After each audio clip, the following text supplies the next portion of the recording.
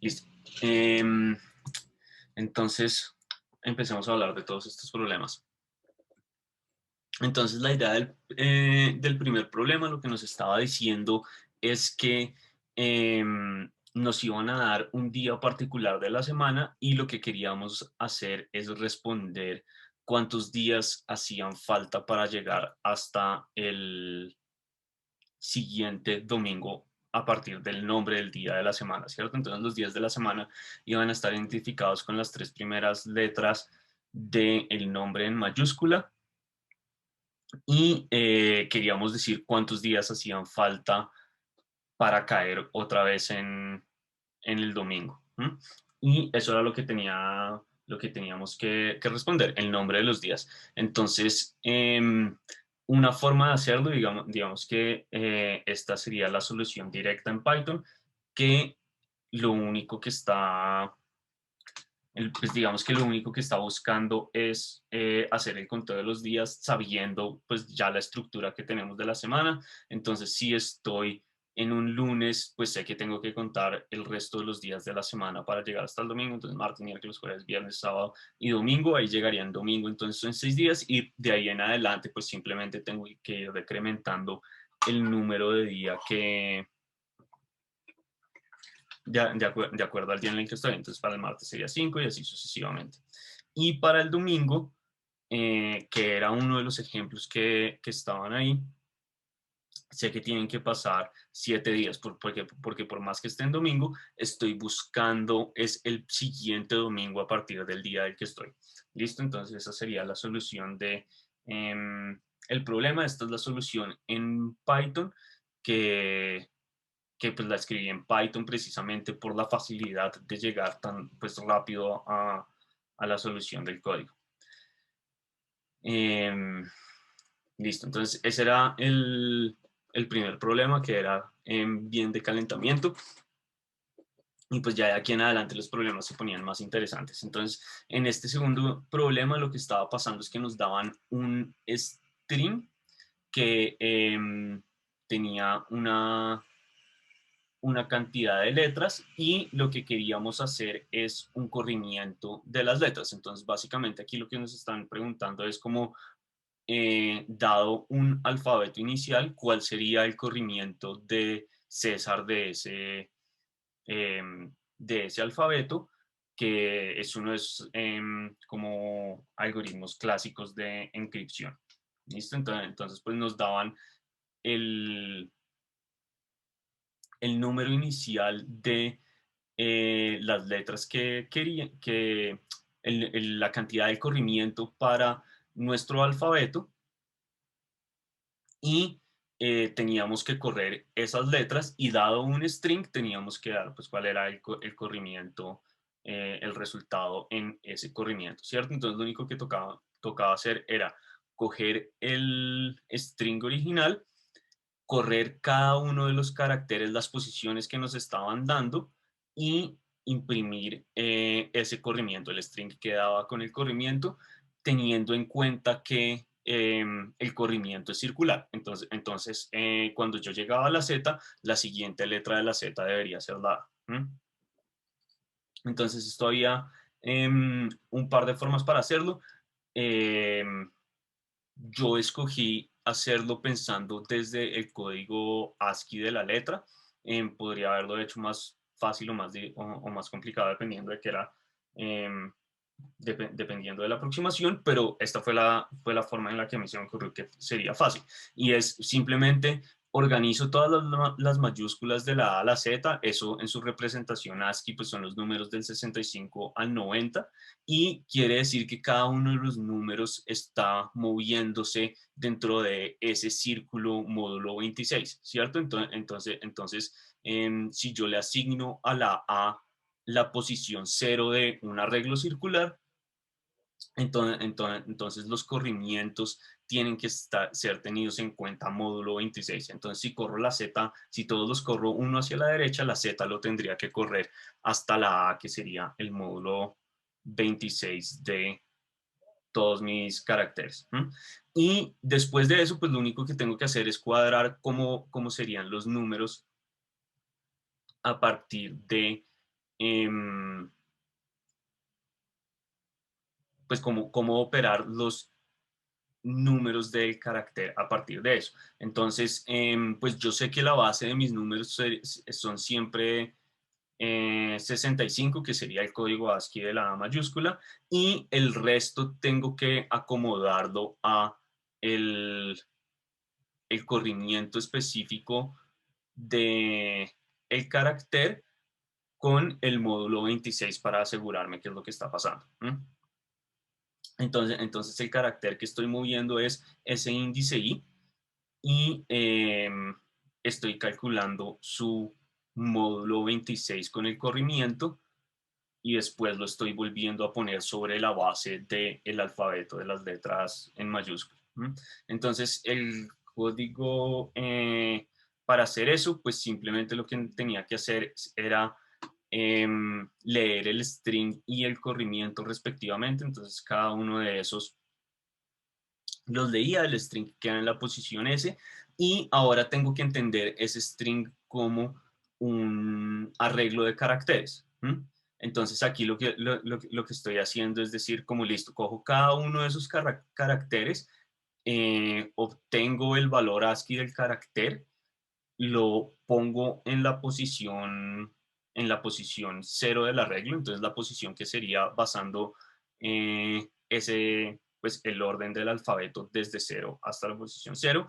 Hago el corrimiento, calculo el módulo 26 por si me salí del arreglo, entonces por ejemplo si estoy en la C y el corrimiento es de 60, voy a pasar un par de veces por todo el alfabeto y después voy a llegar en algún punto más adelante hasta la C, pero entonces eso me deja exactamente en la letra que tengo y después vuelvo a hacer el corrimiento hacia el valor específico del carácter teniendo en cuenta la posición de la A, ¿cierto? Entonces, pues básicamente lo primero que hago es correr todos los caracteres a un arreglo en base 0 y después los vuelvo a correr a un arreglo en base 25 y un arreglo de longitud 26. Y después de eso simplemente calcular el carácter de el valor pues, que me están dando toda esta operación y simplemente imprimir el resultado al final. Entonces, pues ahí lo que estoy cogiendo es ese como un arreglo. Al final, toda esa operación que acabo de escribir lo que está haciendo es darme un arreglo y al final simplemente toca imprimir todo el string completo, que eso es lo que está haciendo esa última línea. ¿Listo? Y ese era el segundo problema. Entonces acá, listo. ¿Qué estaba pasando en el tercer problema? El tercer problema lo que nos estaba diciendo es que yo quería comprar un entero específico dado un valor de dinero que tenía y la fórmula para poder comprar un entero es que dado un número de un número cualquiera tenía que calcular bajo unos parámetros que me estaban dando. Entonces, pues, la fórmula del valor era básicamente como el primer parámetro por el número que estaba comprando, más el segundo parámetro por la cantidad de dígitos que tenía ese número. Y al final, pues dada una cantidad de dinero, me decían cuál era el número más grande que podía calcular, que podía comprar. ¿Listo? Entonces, aquí, ¿qué era lo que pasaba? Pues yo tenía todos mis números ordenados entre el 1 y el 10 a la 9 y tenía que buscar cuál era el número más grande que cumpliera esta condición. Entonces, uno que estuviera en la condición de lo puedo pagar con la cantidad X de plata que me están dando.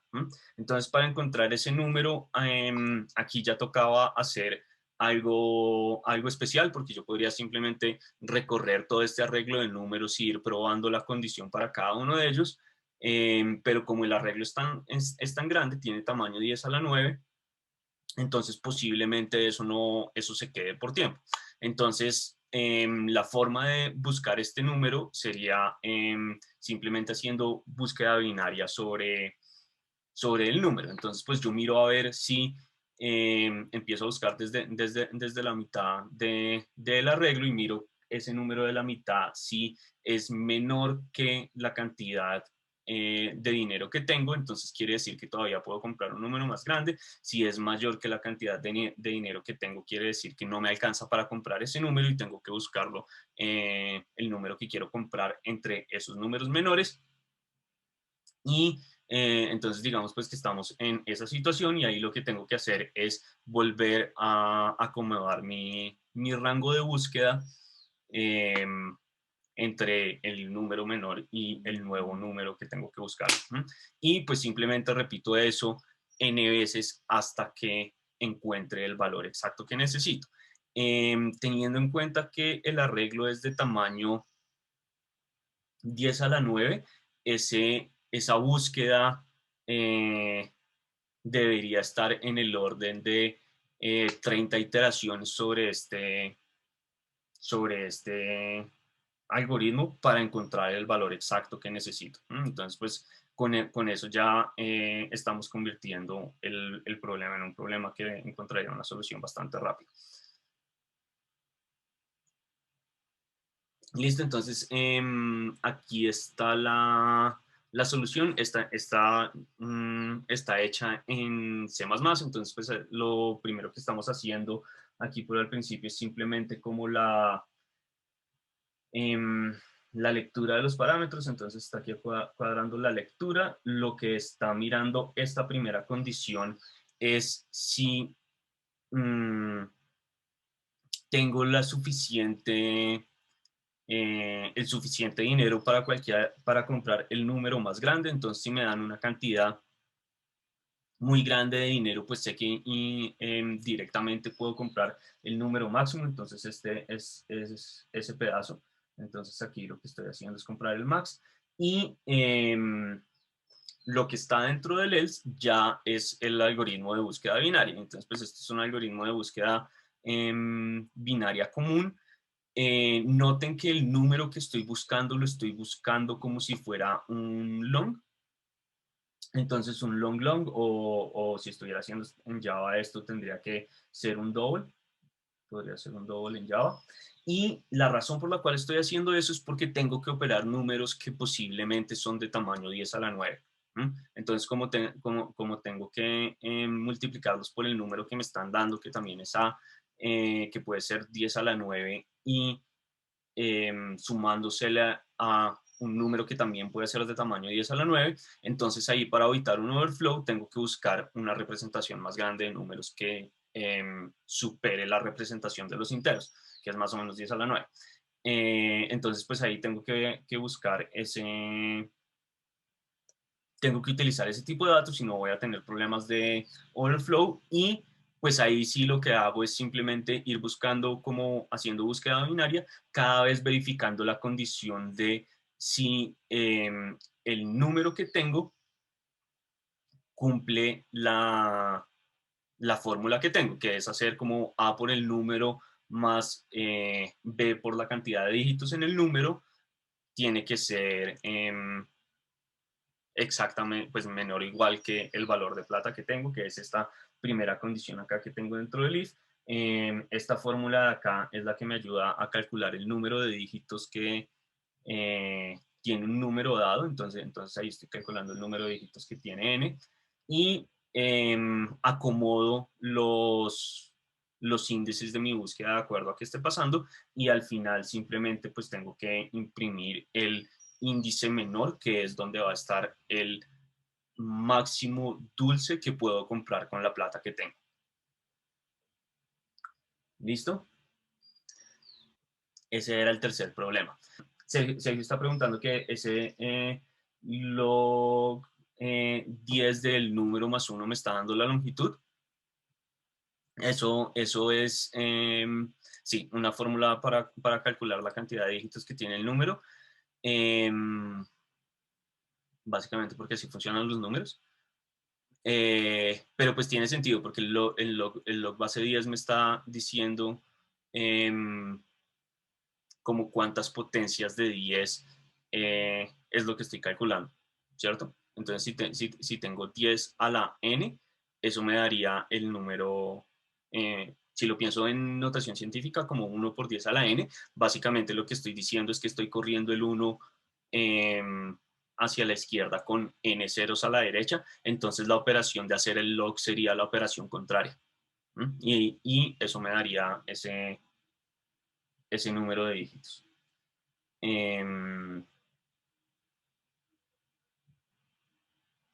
Listo. Entonces, el cuarto punto acá lo que nos estaba diciendo es que a mí me están dando un árbol que tiene un número de vértices, que están todos enumerados del 1 a n, y mi tarea es colorear los arcos de cada uno de los arcos del árbol, de tal forma que para vértices que son adyacentes, entonces ninguno de los arcos que sale de un vértice tenga el mismo color. ¿Mm? Entonces, si tengo tres arcos saliendo o llegando a un vértice, como los incidentes a un vértice, esos tres arcos tienen que ser de colores diferentes y me están preguntando cuál es el mínimo número de colores que puedo utilizar para colorear todos los vértices del árbol. ¿Listo? Em, Listo. Entonces, esta es la situación que tenemos acá. Entonces, esta es la situación que tenemos acá. Entonces, nos dan un árbol que está dado con el número de vértices y la cantidad y pues los vértices, los arcos entre cada uno de esos vértices. Entonces, este es el ejemplo que está dentro del enunciado. Y entonces aquí la pregunta es, ¿cuál es el máximo número, cuál es el número de colores que puedo usar para un vértice de tal forma que no repita ningún color? Entonces, si yo cojo un vértice, ¿cuál sería el número de colores que puedo usar para ese vértice? ¿Qué creen ustedes? Pues la cantidad máxima de colores que pobre es pues es la cantidad de vértices, ¿cierto? La cantidad de ejes. Ejes, Entonces perdón. yo lo que tengo que ver es cuál es el grado de cada uno de los vértices. Y entonces, si todos los vértices tienen que estar coloreados de diferente color, entonces, pues para cada uno de esos vértices, no los vértices, todos los ejes tienen que estar de diferente color. Entonces, si yo me paro en un vértice cualquiera, necesito por lo menos el grado de ese vértice colores para poder colorear, cada uno de esos ejes de un color diferente, ¿cierto? Hasta ahí tiene sentido. Y entonces ahora la pregunta es, bueno, listo, si eso lo puedo hacer con un vértice, entonces, ¿cuál sería el mínimo número de colores que necesitaría para pintar todos los ejes de el árbol?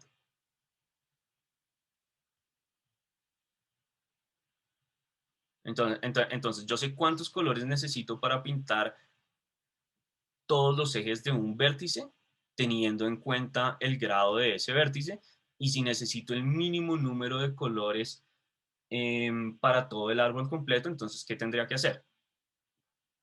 Entonces, eso debería ser el máximo de los grados, ¿cierto? Entonces, si yo miro qué está pasando acá con el vértice 1, por ejemplo, el vértice 1 tiene grado 1 porque solamente tiene un eje que sale de él, entonces pues esto lo puedo colorear de un color. El vértice 2 tiene 4 em, ejes adyacentes a él, entonces necesitaría 4 colores, ¿cierto? Entonces ya podría cubrir estos 4. El vértice 3 solamente tiene un eje, entonces tiene grado 1, ya estaría cubierto por alguno de los colores. Lo mismo pasa, el vértice 4 tiene 2 colores, entonces necesitaría un color para el eje que está entre 2 y 4 y otro para el eje que está entre 4 y 7, pero pues si puedo cubrir 2 con 4 colores, entonces 4 lo podría cubrir con 2 colores. y lo mismo va a pasar para 5 y para 8, ¿cierto? Entonces ahí necesitaría por lo menos 4 colores para poder colorear todo el árbol. ¿M? Pero eso no me dice que no repita colores entre los adyacentes, porque entonces, por ejemplo, yo digo, listo, para 2 puedo colorear el eje entre 1 y 2 de negro, el eje entre 2 y 3 de rojo, el eje entre 2 y 4 de amarillo y el eje entre 2 y 5 de verde. ¿M? Y cuando esté haciendo eso para el nodo 6, entonces me tocaría hacer lo mismo. Pero entonces yo podría decir como listo, entonces voy a colorear el eje entre 6 y 8 de amarillo y el eje entre 6 y 5 de, de verde también. Y eso no se podría porque entonces los dos ejes de 5 ya no tendrían el mismo color. ¿M? Pero aquí el punto es que tengo que, para ir haciendo como para ir coloreando cada uno de los ejes, pues entonces lo que tengo que hacer es ver qué colores ya utilicé para ese eje particular y simplemente utilizar algún otro color. ¿M? Entonces, pues aquí la idea es que le doy un color cualquiera a el vértice, al eje entre el vértice 1 y el vértice 2, y cuando vaya a colorearlos, y ya acabé con el vértice 1, y cuando vaya a colorear los ejes del vértice 2, entonces pues tengo que tener en cuenta que ya utilicé ese color rojo entre el vértice 1 y el vértice 2. ¿M? Entonces, para 2 y 3 le doy cualquier otro color, para 2 y 4 le doy cualquier otro color, para 2 y 5 le doy cualquier otro color. Después puedo pasar a cualquiera de los otros nodos. Entonces pasemos al nodo 4 y yo sé que ya tengo uno de los ejes de algún color para el vértice 2 y 4. Entonces para el vértice entre 4 y 7 le tengo que dar otro color y puede ser cualquier color que no haya utilizado antes. ¿M?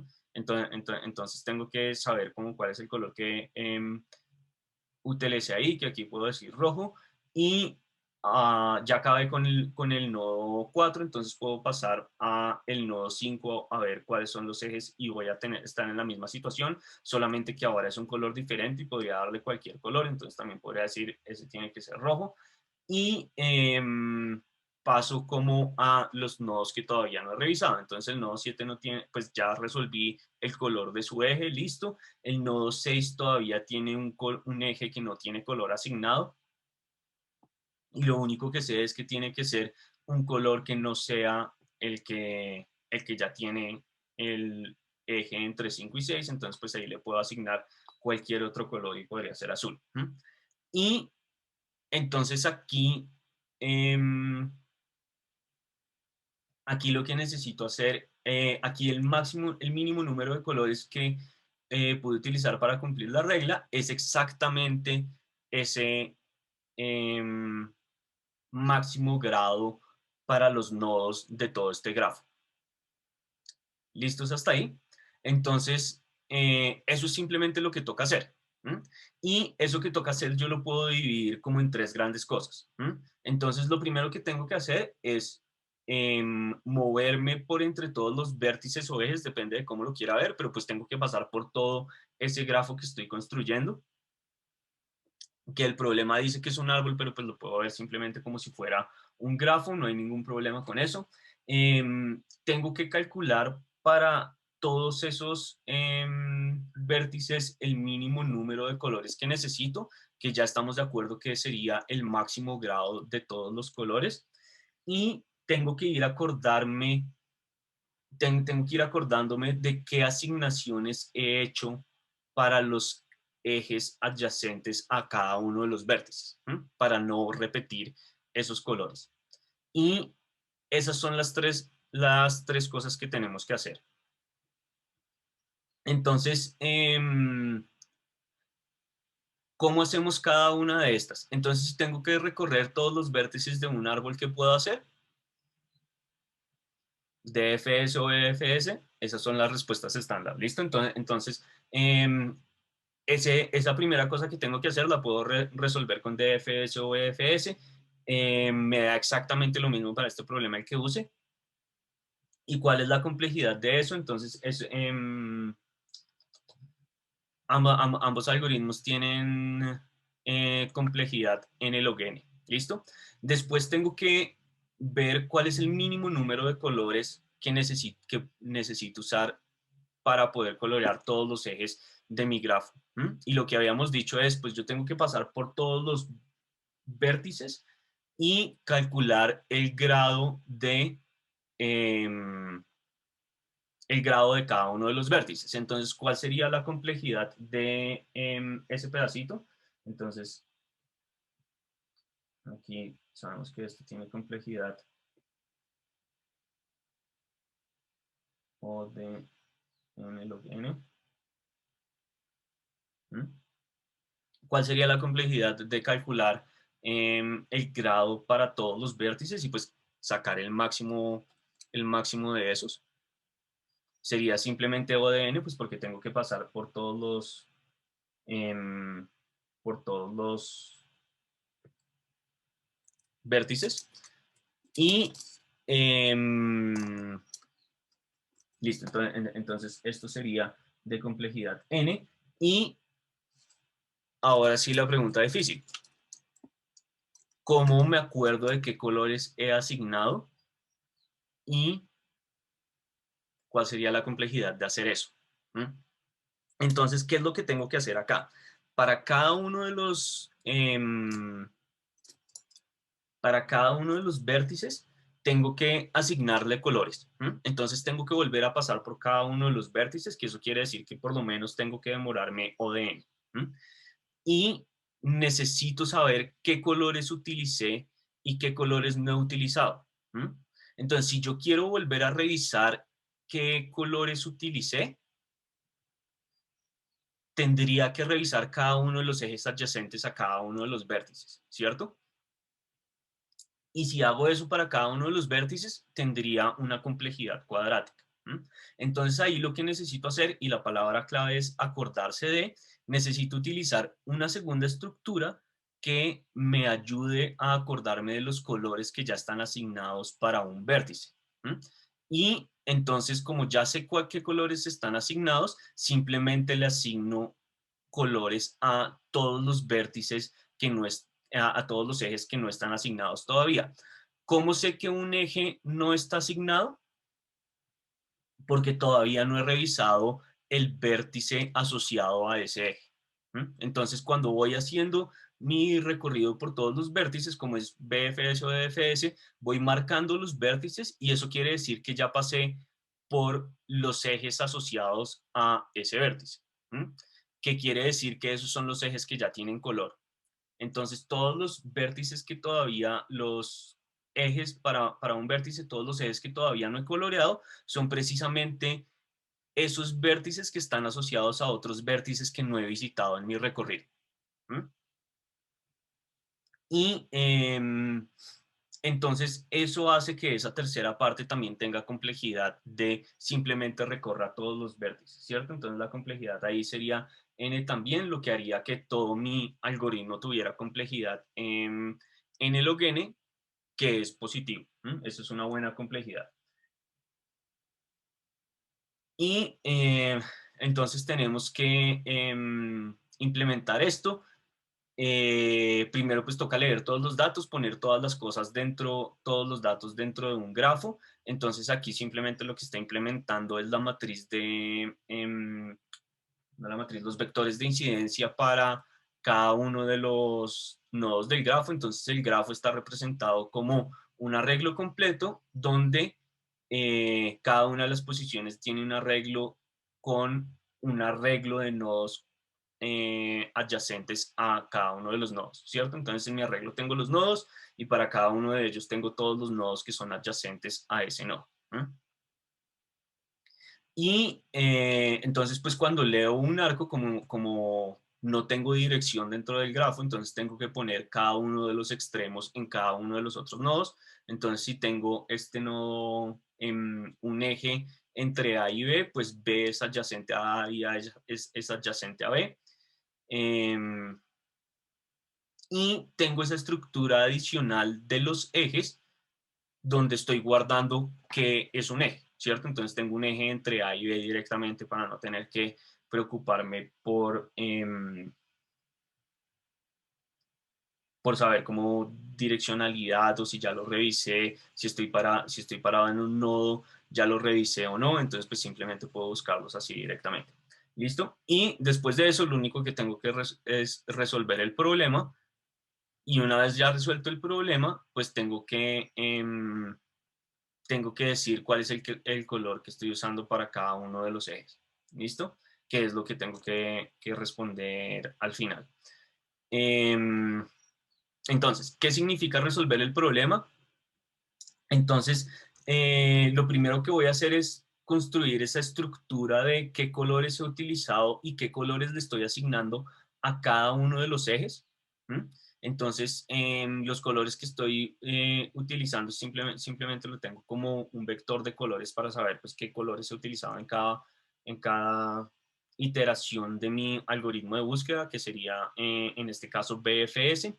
Y tengo los colores asignados para cada uno de los ejes, ¿cierto? Entonces es ese mapa que me está asociando un eje, que sería pues la pareja de los dos nodos, y el color asociado a ese eje. ¿Listo? Entonces ahí me estoy encargando de acordarme qué colores utilicé para cada uno de los ejes. Y de resto simplemente toca empezar a utilizar BFS. Y la parte que está en verde es la parte que me dice cuánto es el mínimo número de colores que necesito utilizar, porque ese número también lo tengo que imprimir en la respuesta. Entonces, a medida que yo voy pasando por cada uno de los nodos del grafo, miro si el índice de ese nodo es mayor al al máximo índice que ya tenía registrado. Si sí lo es, entonces lo reemplazo y si no lo es, pues no hago nada. ¿M? Eso podría hacerlo en un ciclo por fuera, pero pues ya que de una vez voy a revisar todos los nodos de el grafo, hago las tres cosas al mismo tiempo, como en la misma revisión de el paso de BFS. ¿Listo? Entonces, todo el código que está en azul estoy haciendo BFS, todo el código que está en verde estoy calculando el máximo grado para todos los vértices y todo el código que está en rojo lo que está haciendo es asignarle los colores a los vértices. ¿Listo? Entonces yo empiezo desde hacer BFS desde cualquier nodo, entonces desde el primer nodo y empiezo a revisar cuál es el grado de ese nodo, y el grado de ese nodo es el tamaño de los vértices incidentes al nodo, entonces pues el tamaño de el vector de adyacencia para ese nodo particular, entonces hago la condición, si es mayor pues lo reemplazo y si no lo dejo quieto y miro a ver cuáles son los colores que le tengo que asignar a los ejes ese, de ese nodo. Entonces siempre empiezo desde el primer color, porque en algún momento voy a necesitar un color, entonces cojo el primer color y miro a ver si lo puedo asignar. Entonces, si los colores que ya tiene asignado ese vértice concuerdan con el color actual en el que tengo, entonces pues simplemente voy a cambiar de color para poder hacer la siguiente asignación y hago la siguiente asignación. Entonces, pues para cada uno de mis nodos le digo cuál es el color, el último color que tengo asignado dentro dentro de mi arreglo de colores y le asigno ese color a cada uno de los ejes que tengo ahí. ¿M? Y sigo adelante. Entonces marco ese nodo como listo. Por aquí ya pasé, acabo de colorear todos los ejes asociados a ese nodo y sigo adelante.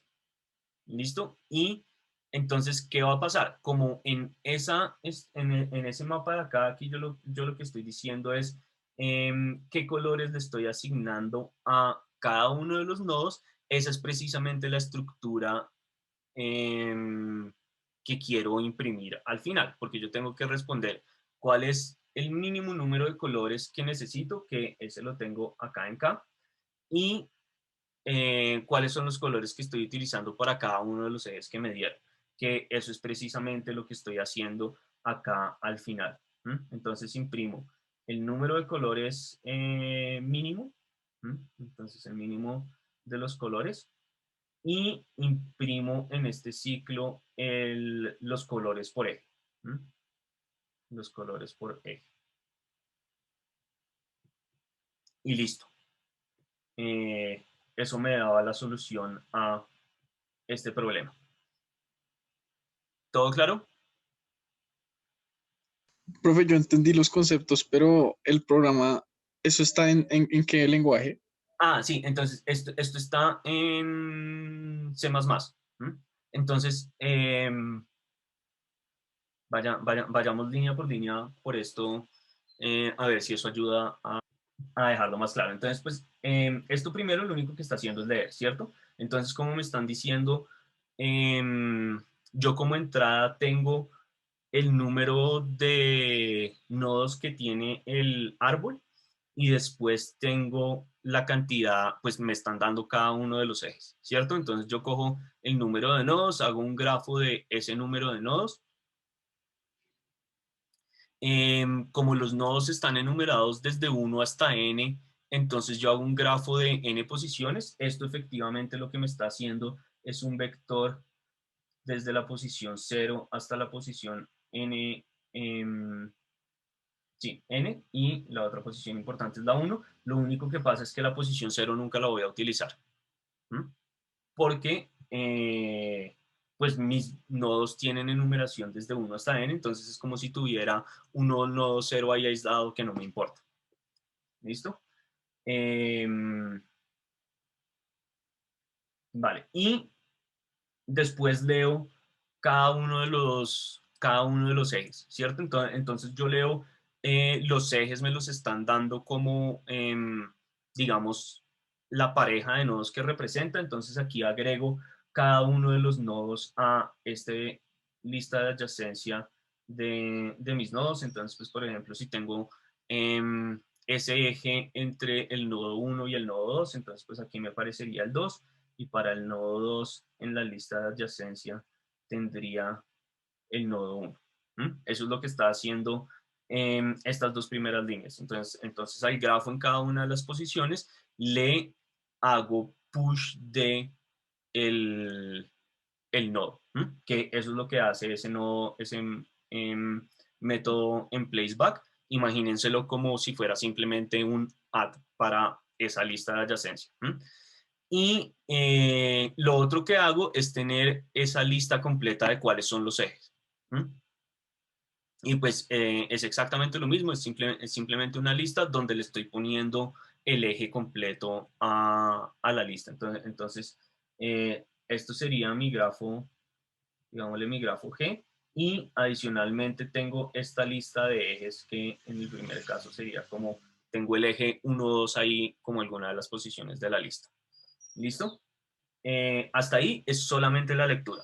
Y ahora toca empezar a resolver el problema, ¿cierto? Entonces, para resolver el problema, yo lo que hago es crear estas dos estructuras de los colores que voy a utilizar y el color que le estoy asignando a cada uno de los ejes, ¿cierto? Entonces ese mapa lo que es un mapa eje color, donde para cada uno de los ejes yo tengo el color asignado.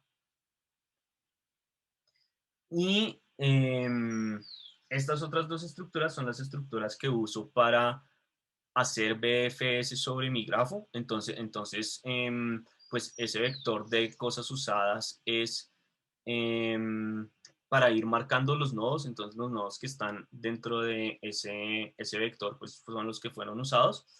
Y la fila para saber cuál es el siguiente nodo a revisar, ¿cierto? Entonces yo con BFS lo que hago es llegar a un nodo, pongo todos los nodos adyacentes al nodo al que llegué dentro de la fila, y siempre estoy revisando quién es el primero en la fila. ¿cierto? Entonces así me queda en BFS, entonces empiezo desde el nodo 1 y pongo ese nodo dentro de la fila, ¿listo? Y tengo que ejecutar hasta que ya no tenga ningún nodo por revisar, ¿cierto? Entonces hasta que la fila esté vacía. Entonces, cojo el primer nodo, aquí reviso el índice del nodo, ¿cierto? Entonces aquí estoy revisando el índice de mi nodo B, que eso tiene que ser pues algún número y hago el cálculo que necesito hacer. Y empiezo a calcular cuáles son los colores que tengo que utilizar para cada uno de los ejes adyacentes a ese nodo. Entonces aquí lo que estoy cogiendo es iterando sobre la lista de adyacencia de B y lo que miro es si em, el nodo que tengo que revisar ya lo revisé, entonces sigo adelante con mi vida, no tengo que hacer nada con eso.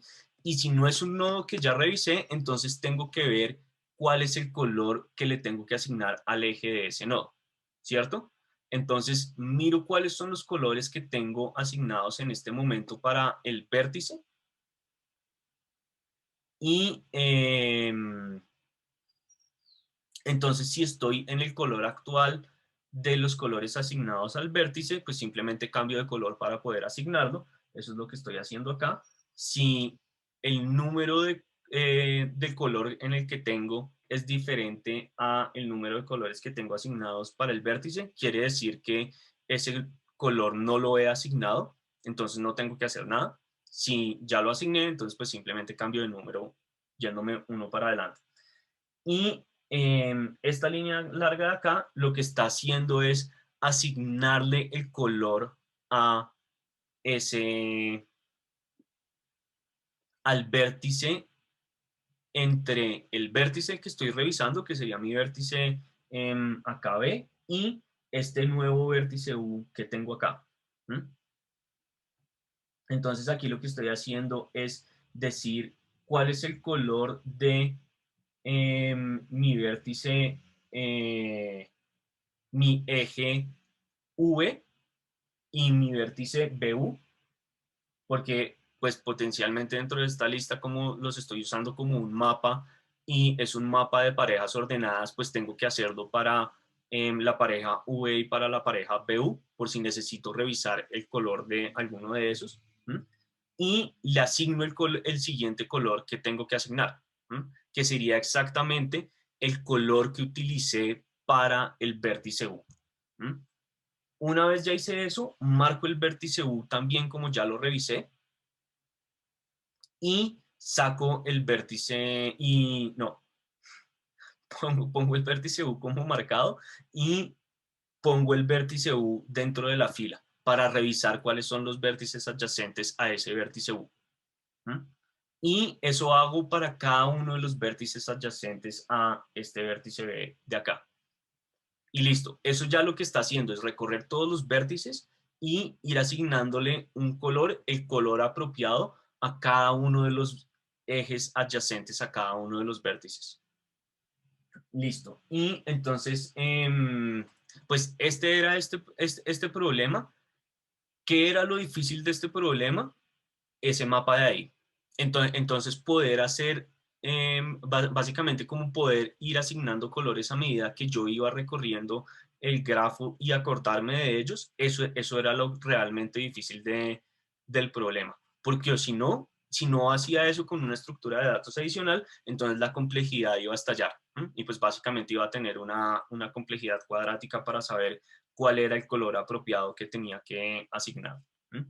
Y, bueno, y pues ya al final lo único que hago es imprimir esos valores que calculé. Entonces el valor mínimo de colores que necesito para poder colorear el grafo completo y el color que le estoy asignando a cada uno de los ejes. Y ahí hay un detalle en el problema que dice que si hay como muchas coloraciones que le puedo dar a los ejes, simplemente tengo que dar alguna de ellas. Entonces, realmente el número del color no importa no importa mientras que esté utilizando el mínimo de colores que necesito.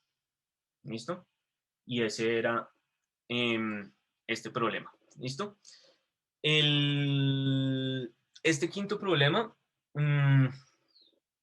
es enredado de entender, pues digamos que el enunciado es fácil, pero es enredado de entender cómo ver qué es lo que está pasando. Y aquí lo que me están diciendo es que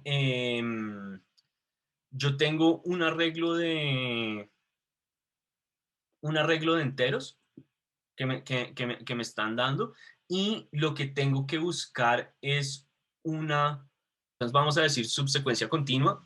Entonces subsecuencia del arreglo quiere decir como números que hagan parte de ese arreglo. Subsecuencia continua quiere decir que es como un rango completo de números sin saltarse ninguno. ¿Listo? Entonces tengo que buscar una subsecuencia continua dentro del arreglo que módulo K, la suma de todos los elementos del arreglo módulo K, sea exactamente del mismo tamaño que la subsecuencia, ¿cierto? Que el módulo K me dé el tamaño de la subsecuencia. Y lo que tengo que hacer es contar cuántas de esas subsecuencias existen dentro del arreglo completo que me dan. No, profe, ¿puede repetir la última parte? Entonces, yo tengo, me dan un arreglo con números. Entonces tengo que buscar para qué subsecuencia continua de números, la suma de todos esos números módulo K, que es uno de los valores que me dan, sea igual a la cantidad de números que tengo en la subsecuencia. Entonces, si yo cojo dentro del arreglo dos números y los sumo y le doy y hago módulo K de eso y me da 2, entonces es una de las subsecuencias que me sirve. Si me da cualquier número que no sea 2, no me sirve. Sí, sí, sí, listo, listo, ahora sí entendí. Con el ejemplo de pronto se ve más. Entonces tenemos este arreglo de números, entonces tenemos 10 números que son esos números que están ahí abajo en negrilla y lo que queremos ver es cuál es la suma de esos números, ¿cierto? Y lo que tengo que hacer es calcularlo para cualquier posible subsecuencia que tenga. Por ejemplo, la suma de los números hasta 3 sería, hasta la posición 3 del arreglo, sería 14 más 15 más 92 y a eso le tengo que sacar el módulo K y necesito que eso me dé 3 porque estoy cogiendo 3 números. Si cojo la suma de todos los números hasta 8 y a eso le hago el módulo K, me tiene que dar 8 porque estoy cogiendo 8 números. Y si hago la suma de todos los números entre el 3 y el 8, entonces si sumo 92, 65, 35, 89, 79 y 32, y a eso le calculo el módulo K, eso me tiene que dar 6, que es la cantidad de números que estoy sumando, ¿cierto? ¿Qué es lo primero que tiene que pasar? Que las subsecuencias nunca pueden ser de longitud mayor que K, ¿cierto? Porque al calcular el módulo, pues voy a estar entre 0 y K menos 1, y si tengo una subsecuencia de longitud mayor que K, pues ya inmediatamente no me va a dar.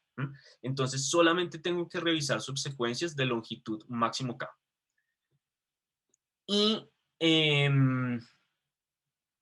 la otra cosa que me tengo que dar cuenta, que son estas fórmulas que están aquí abajo, es que si yo hago toda la suma de los números hasta algún punto, pues eso simplemente me daría la subsecuencia desde 0 hasta ese punto, ¿cierto? Y entonces para calcular em, como la suma de una subsecuencia interna, lo que yo tengo que hacer es calcular la suma de el último número y la suma hasta el primer número y sacar la diferencia entre ellos. Eso me va a dar exactamente la suma entre el primer y el último número. Entonces, si estoy sacando para el rango y la suma de los elementos del arreglo para el rango IJ, pues eso es lo mismo que simplemente calcular la suma hasta J y restarle la suma hasta I menos 1. Y ahí ya cogí todos los elementos entre I y J. Ahora, ¿para qué estamos haciendo eso? ¿Mm? Entonces, si yo pienso en, pues yo lo único que tengo que hacer es calcular todas las posibles subsecuencias desde de longitud K, pues lo que podría hacer es coger el arreglo y pararme en la primera posición, hacer la suma de longitud 1, calcular el módulo y revisar si me da 1, la suma de longitud 2, calcular el módulo y ver si me da el número, y así sucesivamente hasta acá. ¿Mm? Y una vez llegue acá, entonces paso a la siguiente, hago un corrimiento hacia la derecha y empiezo a mirar desde la suma del 2, ¿cierto? Entonces para la posición 2, hago la suma de longitud 1, después la de longitud 2, después la de longitud 3, hasta longitud K, y así sucesivamente. Si hago eso, estoy haciendo muchas operaciones a la vez. Estoy haciendo muchas operaciones. Entonces, eso me daría de complejidad cuadrática directamente, porque creo que n puede llegar hasta acá, entonces tendría que revisar n veces n y me daría de longitud cuadrática, que teniendo en cuenta el tamaño de los elementos del arreglo, se me puede salir por tiempo el problema. Entonces, esta idea de ir calculando las sumas y hacer estas sumas de los rangos, lo que va a hacer es que pueda calcular todas las sumas en una sola pasada, ¿cierto? Porque entonces yo calculo las sumas hasta cierto punto, voy calculando todas las sumas para todos los elementos y si me preguntan sobre algún rango específico, pues simplemente tengo que hacer la evaluación de las sumas de los elementos dentro de ese rango. ¿Mm? Y ya están calculadas, entonces tengo que pasar una vez por los n elementos del arreglo calculando la suma, pues simplemente le voy sumando como uno al siguiente y eso sería la siguiente suma. Y para calcular un arreglo, pues ya tengo directamente los valores que necesito. Entonces no tengo que calcular nada más. Entonces ya todo eso me daría complejidad n para cualquier tamaño de intervalo. ¿Mm? Em, y entonces, listo. Entonces, si yo miro qué es lo que está pasando con esa última suma, la suma del intervalo, lo que estoy diciendo es que la suma del intervalo módulo K tiene que ser igual a J menos I menos 1, que esa es la cantidad de elementos que tengo para esa subsecuencia continua. Y si hago eso, realmente lo que estoy diciendo es, con la magia de las matemáticas, lo que estoy diciendo es que necesito calcular es solamente las sumas parciales y las sumas parciales son como la suma parcial del elemento i es la suma desde el elemento i menos la posición en la que estoy y hago el cálculo para todos los números entre i y j. Y entonces, si los números entre i y j me dan que la suma parcial de i es equivalente a la suma parcial de j módulo k, quiere decir que ahí tengo una de las subsecuencias que me sirve. ¿Cómo es la solución de este problema? Entonces aquí pues estamos haciendo lo mismo de siempre. Primero leo todas las cosas, entonces estoy guardando los valores de mi arreglo dentro de esa variable que se llama array y simplemente voy leyendo los elementos. Los estoy guardando de una vez módulo K para, pues, porque de todas maneras tengo que hacer esa operación en algún momento, entonces de una vez. Y lo que voy a hacer es crear este arreglo de prefijos, este arreglo de acá, que es el que va a llevar esas sumas hasta, pues la suma hasta la posición y,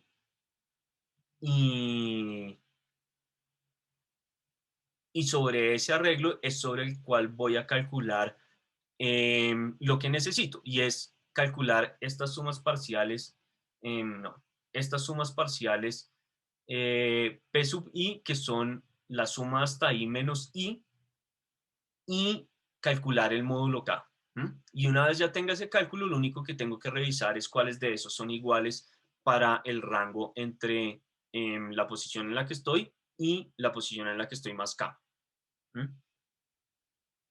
Entonces, eso es lo que estoy haciendo. Aquí, este primer ciclo está calculando la suma hasta la posición i, que es simplemente pues ir calculando las posiciones hasta para todo el arreglo. Y este segundo ciclo de acá lo que está haciendo es ese cálculo de restarle la posición i a la suma que tengo. Y nuevamente lo que estoy haciendo es calcular el módulo k de esa suma, que es lo que necesito, y miro qué posiciones hacia el futuro me pueden servir y calculo el módulo K sobre todas ellas. ¿Mm?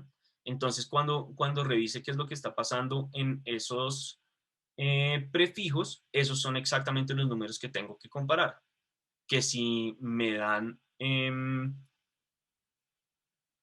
que si me dan el número exacto de elementos sobre esa subcadena, entonces pues es una de las subcadenas que tengo que tener en cuenta en mi arreglo. ¿Mm?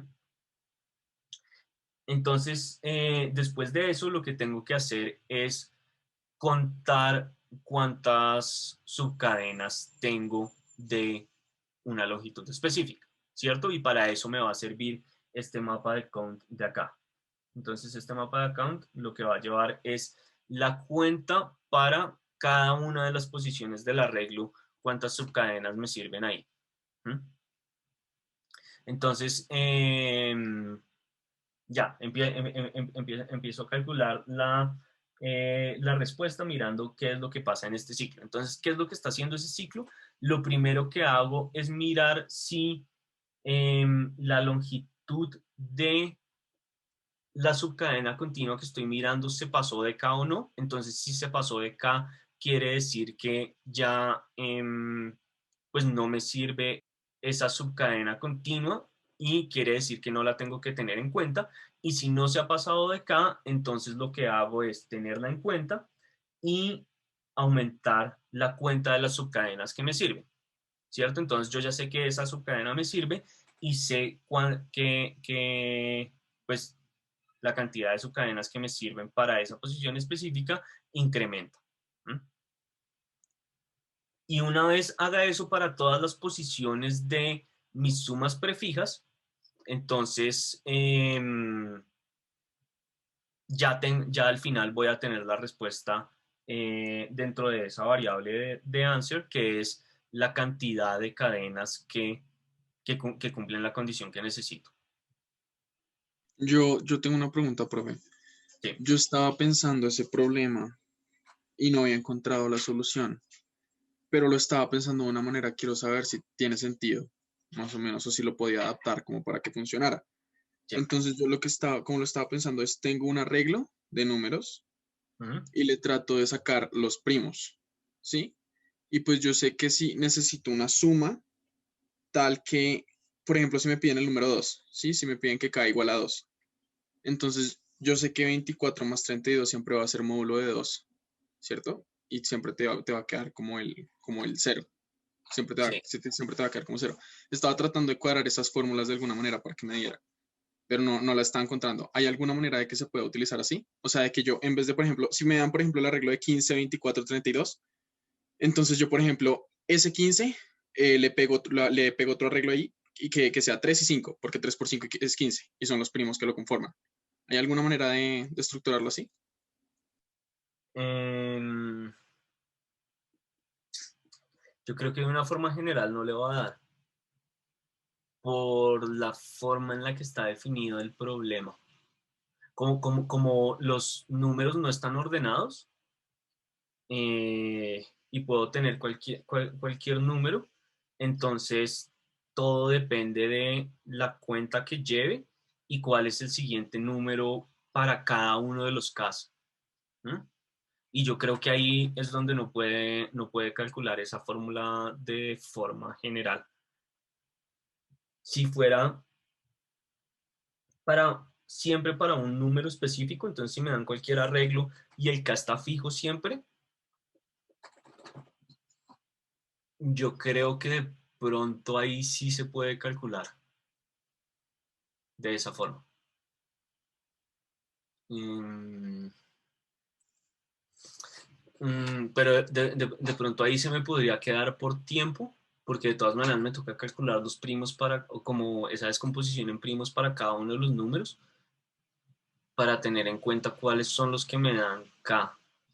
Y hacer eso para cada uno de los números me va a dar cuadrático. Por lo que no puedo tener los números del arreglo. mm, no puedo tener los números del arreglo ordenados, entonces pues me tocaría hacer el cálculo de los primos para cada uno de ellos.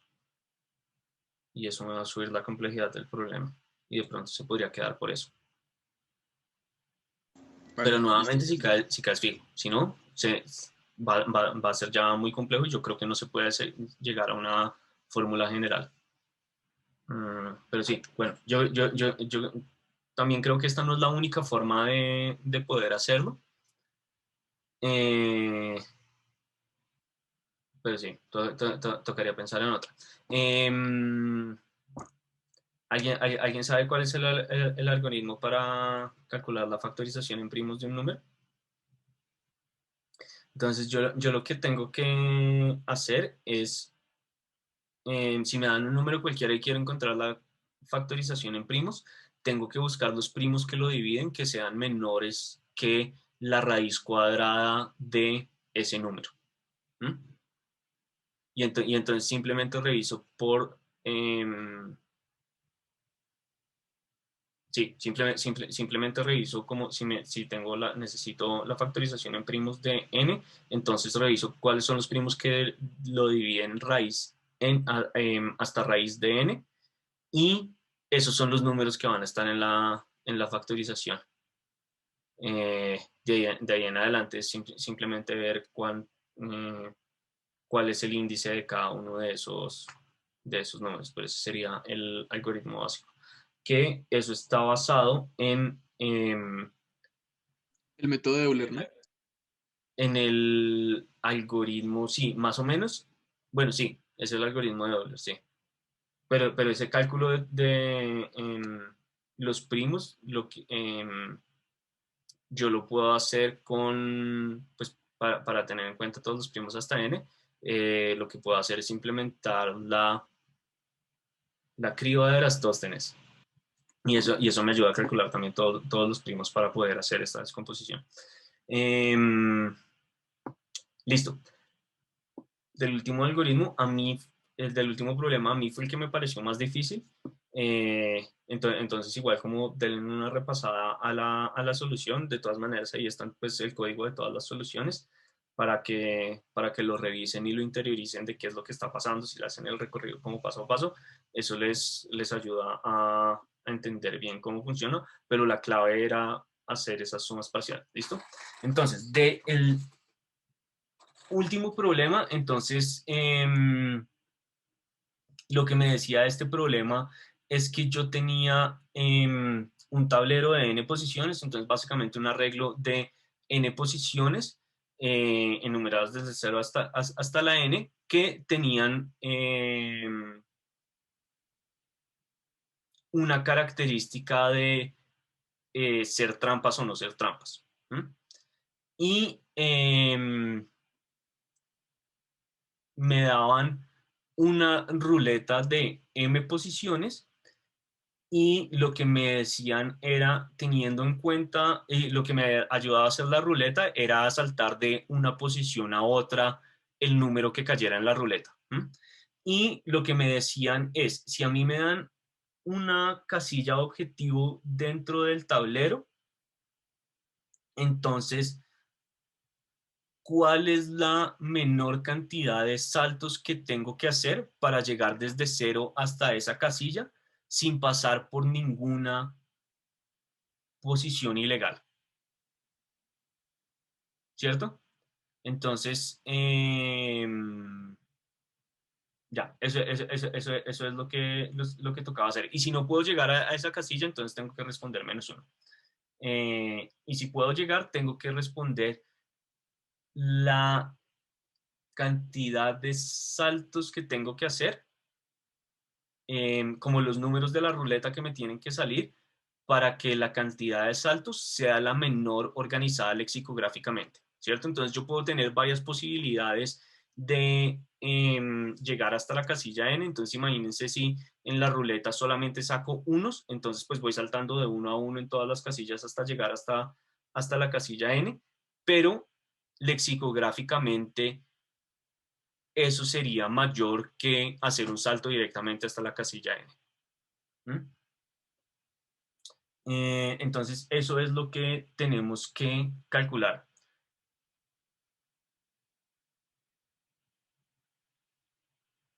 ¿Y a alguno se le ocurre cómo? Entonces, bueno, no. Entonces, idea número uno, pues miremos a ver cómo puedo llegar hasta esa casilla, ¿cierto? Entonces aquí tengo mi tablero desde la posición 0 hasta la n. Las posiciones que están marcadas con 1 son las posiciones prohibidas, entonces si caigo ahí pierdo. Y mi objetivo es llegar hasta la última casilla, hasta la casilla n. ¿Mm? Y la ruleta es una ruleta de 3 posiciones, entonces solamente me puedo mover una casilla, 2 casillas o 3 casillas. ¿Mm?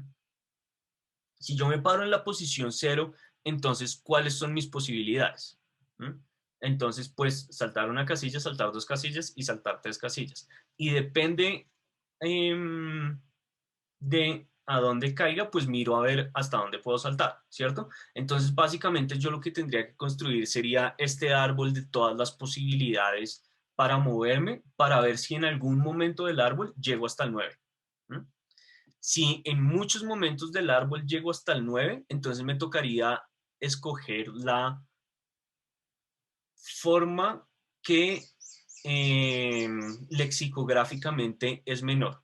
Entonces tengo que buscar el 9 que esté más hacia arriba en el árbol y que esté más hacia la izquierda en el árbol. Pero eso implica recorrer el árbol. Entonces necesitaría como construirlo y recorrerlo. N es 10 a las 5 y M es 10 a las 5. Entonces estamos hablando de un árbol que em, básicamente tiene que tener 10 a las 5 niveles y es un árbol 10 a las 5 ario, ¿cierto? Entonces cada uno de sus nodos debería tener 10 a las 5 posibilidades porque puedo tener una ruleta de tamaño 10 a las 5. Que eso es un árbol monstruoso. Entonces, esa idea no es maravillosa. Y tenemos que tener una mejor idea. Entonces, aquí nos podemos robar una idea un poquito de la forma en la que yo generalmente resuelvo esos problemas de programación dinámica sin realmente estar haciendo programación dinámica. Entonces, si se acuerdan, hace 2 semanas que hablamos de programación dinámica o hace 4 semanas que hablamos de programación dinámica, yo les decía, generalmente lo que yo quiero hacer es resolver el problema de atrás para adelante, de adelante para atrás, como en el sentido contrario en el que debería ir. Entonces, esa técnica me serviría acá. ¿Y qué es lo que necesito hacer? Necesito asegurarme que estoy minimizando la longitud de pasos que voy a dar dentro de la regla. Entonces, lo que quiero hacer es un algoritmo greedy que si me paro en la posición de destino, siempre esté tratando de dar el salto más grande que puede dar hacia atrás hasta que llegue a 0. Y si logro hacer eso, entonces ya gané. Entonces, parado aquí desde la posición a la que quiero llegar, que en este ejemplo es la posición 9, entonces, ¿cuál es el salto más largo que puedo dar hacia atrás? Teniendo en cuenta la ruleta que tengo. Entonces yo puedo dar un salto de una posición, de 2 posiciones o de 3 posiciones. Pero entonces si doy el salto de las 3 posiciones, estoy asegurando que la longitud de mi cadena de saltos va a ser mínima. ¿Cierto? Entonces si yo salto las 3 posiciones desde la posición 9, quedaría en la posición 6. Y ahora, ¿qué tengo que hacer? Miren que aquí lo que tengo es un subproblema. Entonces ya no tengo que llegar a la posición 9, pero tengo que llegar hasta la posición 6 y todas las otras condiciones del problema siguen siendo exactamente las mismas. Entonces tengo que repetir exactamente lo que acabo de hacer, que es pararme en la posición 6 y dar el salto más largo que pueda dar para minimizar la longitud de la cadena de saltos que estoy dando. Entonces el salto que más largo puedo dar otra vez es de 3. Esa siempre va a ser mi primera opción porque lo estamos resolviendo de una forma greedy. Pero miren que si yo salto acá 3 posiciones, entonces voy a llegar a la casilla 3. Y como la casilla 3 está marcada con un 1, esa es prohibida y no me puedo parar ahí. Entonces, dar el salto de 3 posiciones no me conviene, porque perdería. Y entonces lo que tendría que dar es el siguiente salto más largo que puedo dar, que sería el largo de 2 posiciones, y llegar a la casilla 4. Y ahí tengo que volver a repetir el mismo algoritmo. Entonces me paro en la casilla 4 y doy el salto más largo que pueda dar, que es de 3 posiciones. Eso me lleva hasta la casilla 1. Y para llegar a la casilla 0, entonces tengo que dar, pues desde la casilla 1, tengo que dar el salto más largo que puedo dar que me lleve a 0. Y eso es un salto de 1. Y entonces al final, ¿cómo quedaría mi secuencia de saltos que puedo dar? Entonces aquí dimos un salto de 1, aquí dimos un salto de 3, aquí dimos un salto de 2 y aquí dimos un salto de 3. Y esa es exactamente la cadena mínima lexicográficamente de saltos que puedo dar para la ruleta M. Entonces simplemente me paro en la casilla a la que tengo que llegar y voy saltando para atrás. Ahora, este proceso, ¿por qué me asegura que me está dando exactamente la casilla que necesito? Porque yo necesito hacer la menor cantidad de saltos de entrada, entonces tengo que asegurarme que los saltos que voy a usar van a ser la menor cantidad, entonces pues que sea la cadena más cortica y que además esa esté organizada lexicográficamente, ¿cierto? Entonces, este proceso que acabamos de describir, ¿por qué me asegura esas dos condiciones? Por dos razones. Entonces, como lo que estamos tratando de hacer es un algoritmo greedy donde yo estoy siempre utilizando la opción que mayor recompensa me va a dar, entonces como la opción más grande, eso directamente me está diciendo que yo voy a llegar hasta la posición 0 con la menor cantidad de pasos, ¿cierto?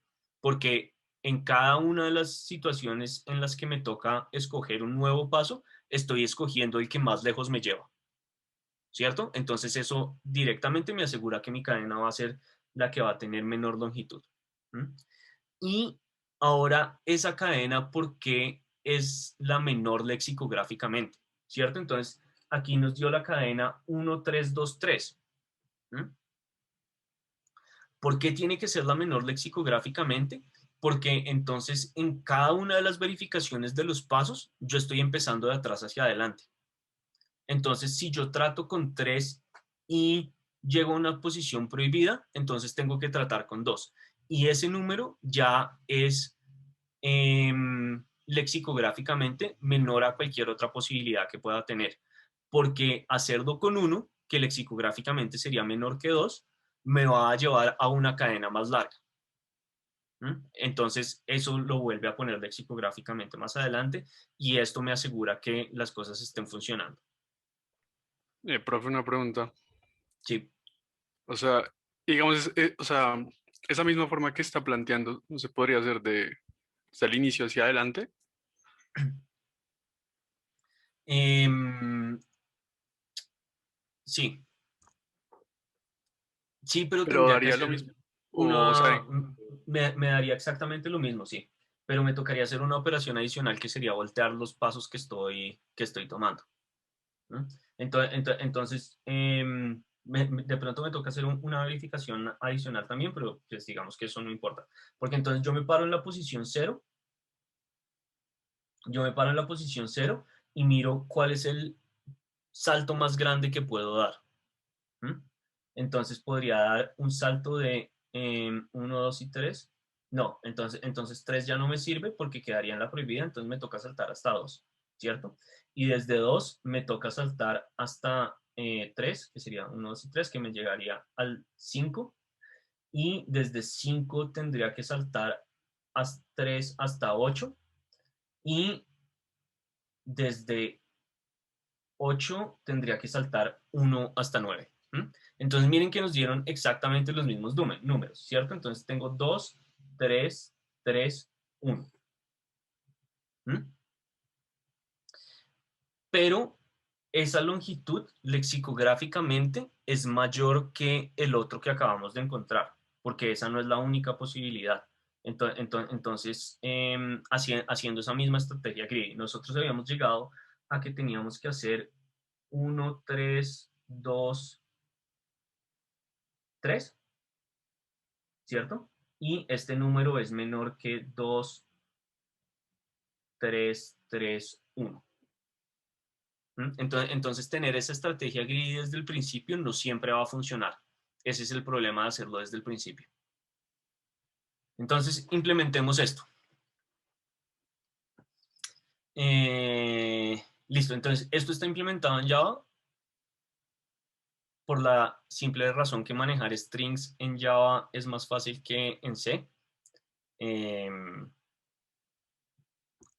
Entonces lo hice en Java. De hecho, daría lo mismo haberlo hecho en Kotlin o en Python, porque el manejo de los strings también es simple. Pero básicamente lo que es importante acá es leer de ese string que me están dando, porque el arreglo que me dice qué posiciones están prohibidas y cuáles no, me lo están dando como un string, entonces tengo que pasarlo a un arreglo. Y eso es lo que está haciendo este ciclo de acá, ¿cierto? Entonces ya tengo dentro de mi arreglo de casillas por las que tengo que saltar, qué casillas están prohibidas y qué casillas no están prohibidas. Entonces todas las prohibidas son las que están marcadas con 1 y todas las no prohibidas son las que están marcadas con 0. Y listo. Entonces, ahora, ¿qué es lo que quiero hacer? Necesito un arreglo adicional para ir guardando cuáles son cuáles son los saltos que voy dando, ¿cierto? Que eso es lo que va a hacer este arreglo de la respuesta. Y lo estoy definiendo como un arreglo con dos apuntadores, entonces para poder meterle en o de uno sobre la cola y sobre la cabeza, para que de una vez el arreglo me esté quedando ordenado, pero eso es un detalle menor. Y listo, tengo que pararme en la posición final, entonces mi posición actual es la posición final como el destino al cual quiero llegar. ¿Listo? Y viene la solución. Entonces, ¿qué es lo que hace la solución? Y esto es una maña horrible, pero funciona. Entonces, obviemos un poquito el principio, pero yo básicamente lo que tengo que ir mirando es si mi posición actual es mayor que 0. Entonces, si mi posición actual es mayor que 0, quiere decir que no he llegado hasta el principio del arreglo, ¿cierto? Y lo que quiero hacer con esa posición actual es ver cuánto es el salto máximo que puedo dar. Entonces, el salto máximo que puedo dar depende de la posición actual en la que estoy y a cuánto estoy del 0. Y simplemente miro a ver hasta dónde llego con esa posición actual. Entonces, por ejemplo, en el caso que teníamos antes, si llego a la posición actual, si desde la posición actual llego a una posición prohibida, entonces tengo que volver sobre ese mismo for porque ahí no podía caer. Entonces simplemente me devuelvo y trato con un número más pequeño, que sería lo mismo que incrementar ese número de i.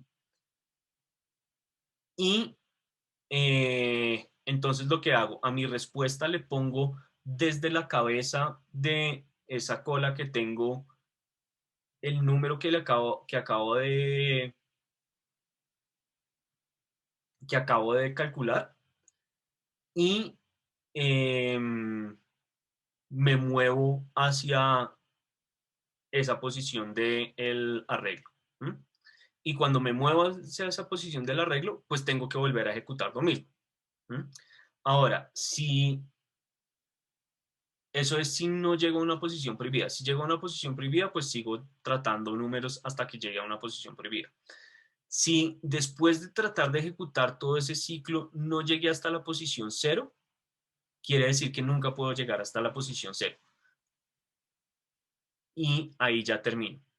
Y si llegué hasta la posición 0, quiere decir que entonces lo que tengo que hacer es imprimir la respuesta y ya.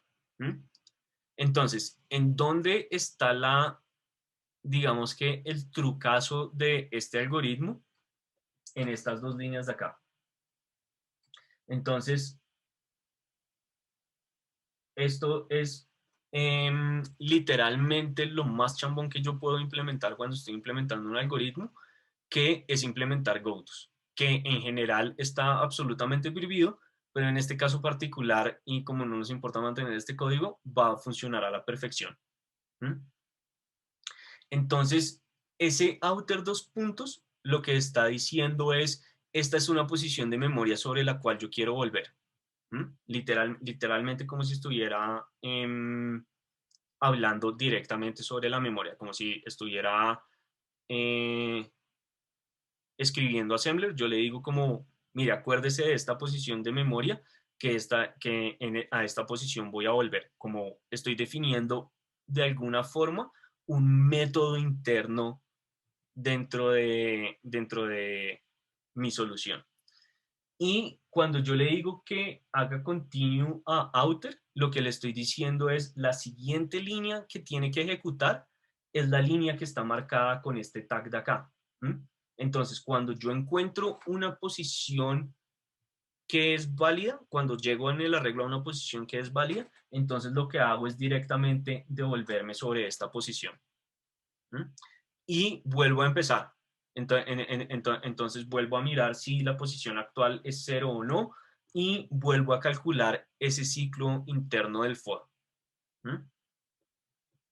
Entonces, ¿qué pasa si yo llego hasta esta línea? ¿Mm? Entonces, si llego hasta esa línea, puedo llegar por dos razones. ¿Mm?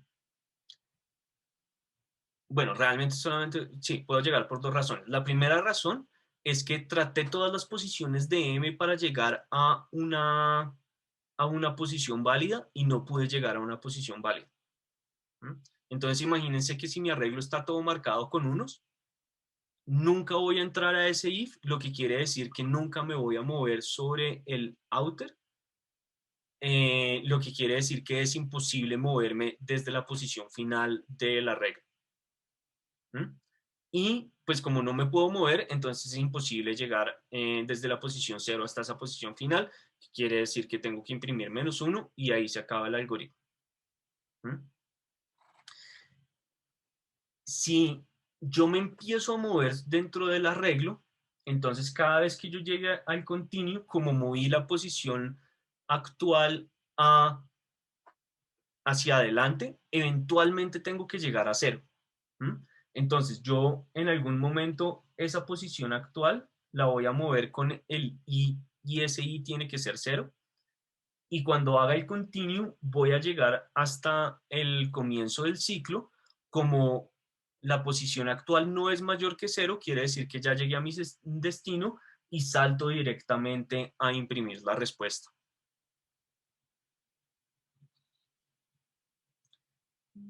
Y listo, imprimo la respuesta y ya todo quedó bien. Entonces, ¿cuál es el efecto de esto? Que yo solamente estoy recorriendo el arreglo una vez. ¿Mm? Entonces, lo peor que me puede pasar es que mi ruleta sea solamente de unos, o sea, solamente tenga uno y me mueva desde la posición final hasta la inicial, entonces ahí mi algoritmo me daría O de n. Cualquier cosa pues me va a dar menos iteraciones, pero estoy haciendo un algoritmo lineal.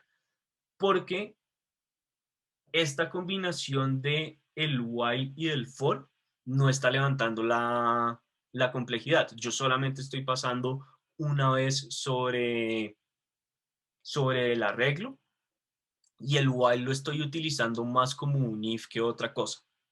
Pero como es un proceso que tengo que repetir varias veces, porque cada vez que yo me mueva tengo que volver a repetir lo mismo, entonces tiene más sentido definirlo de una forma cíclica. Y esa parte de los go-tos es una maña que funciona en este caso.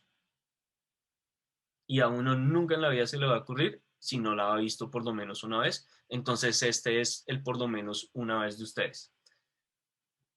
Eh, Listo. Y entonces la complejidad de este algoritmo, lineal. ¿Comprendido cómo funciona? Sí, es como sí, es como un marcador que nos enseñaron en Infratech. Sí, ahí es cuando uno le enseñan eso. Pero pues aquí lo importante es también lo puedo hacer en otros lenguajes. Entonces, por ejemplo, en C puedo hacer exactamente lo mismo. Listo. Y esos eran los problemas de esta semana.